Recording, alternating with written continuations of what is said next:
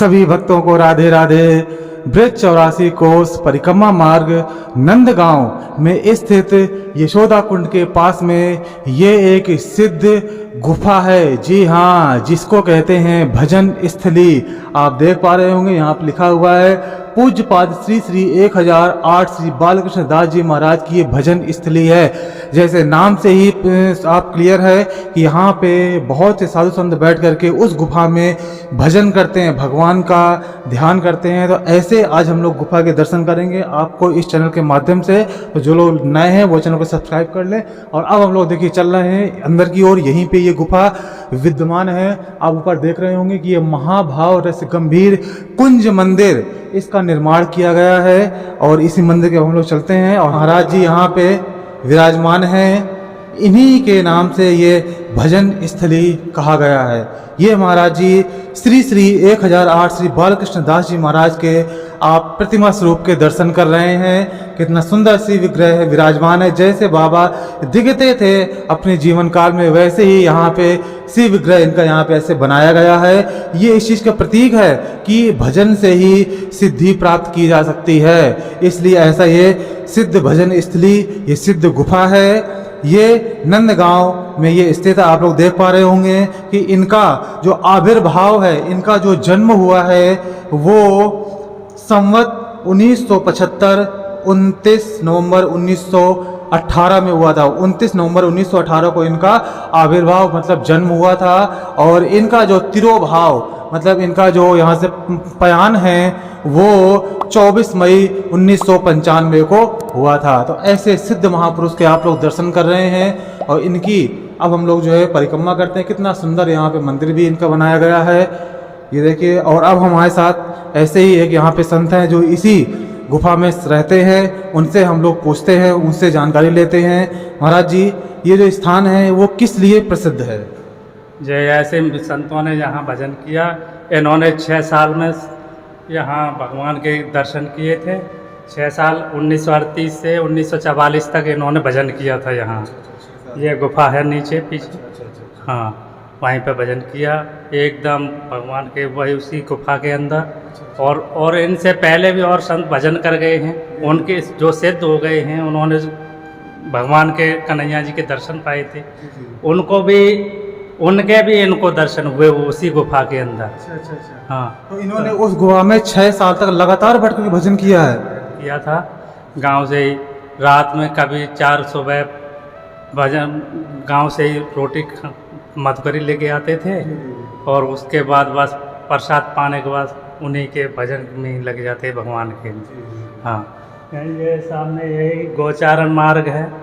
हाँ, यहाँ से गाय चराते हुए भगवान नित्य प्रति रोजाना ही आते जाते हैं। और इसी मार्ग पर ऐसे ही बाल कृष्ण के रूप में कृष्ण और बलराम के दोनों के मतलब साक्षात दर्शन पाए हैं। अच्छा। हाँ।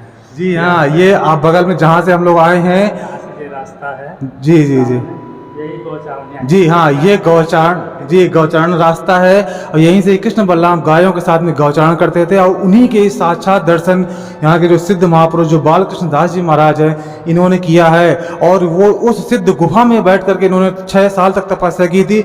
मैं आपको अब उसी सिद्ध गुफा के दर्शन कराता हूँ। हम लोग चलते हैं उस गुफा की ओर और उस गुफा की भी मैं आपको दर्शन कराता हूँ जहाँ पे भगवान ने इनको दर्शन दिए थे। जी हाँ, ये देखिए अब हम लोग उसी सिद्ध गुफा की ओर चल रहे हैं। ये बहुत ही सिद्ध भजन स्थली है। इसको देखिए, ये गुफा है कैसे यहाँ पे बनाई गई है। यहीं पे ही बैठ करके देखिए दर्शन होते थे। ये देखिए, अब देखिए, अब यहाँ पे इसका जीर्णोद्धार किया गया है। नहीं, पहले ये मिट्टी की गुफा टाइप की ही थी। देखिए, मैं भी अब उसी के नीचे जानता हूँ।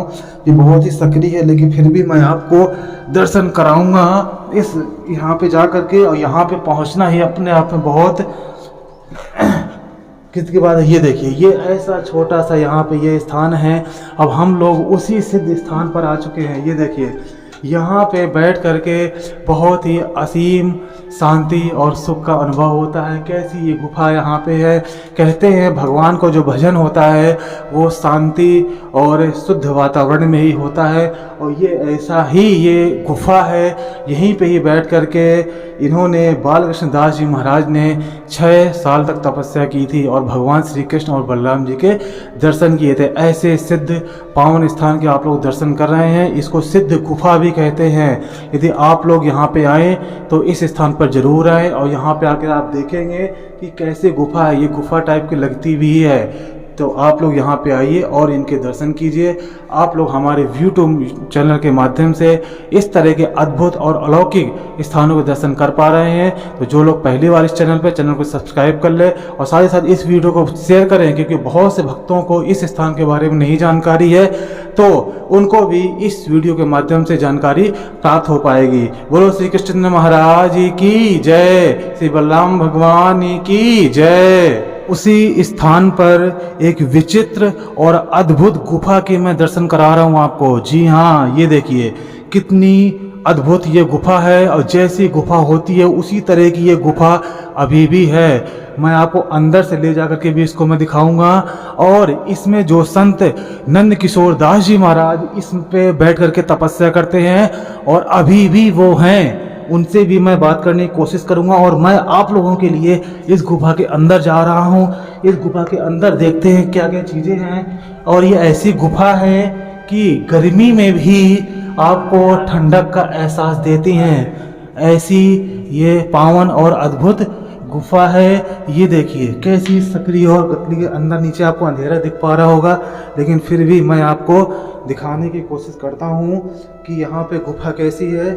और जहाँ तक मैं जा सकता हूँ वहाँ तक मैं आपको लेके जा रहा हूँ। जी हाँ, इसका अभी जीर्णोद्धार कराया गया है, सीढ़ियाँ बना दी गई हैं, लेकिन ऐसा ये स्थान, ये आप देख रहे होंगे, ये देखिए कैसा स्थान है। आप देखिए जिस तरह की गुफा होती है उसी तरह की गुफा है।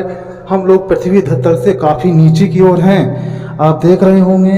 ये देखिए ये गुफा है, कैसी विचित्र और अद्भुत। यहाँ पर बैठ करके एकांत में भजन होता है।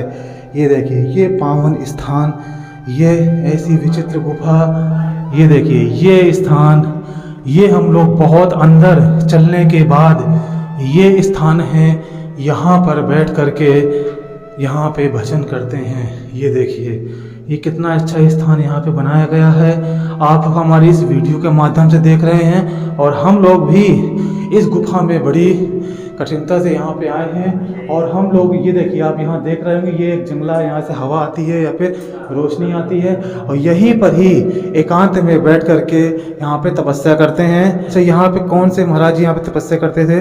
ये बाबा नंद किशोर दास जी महाराज आए थे यहाँ पर, यहाँ लगभग से करीब 50 साल पहले।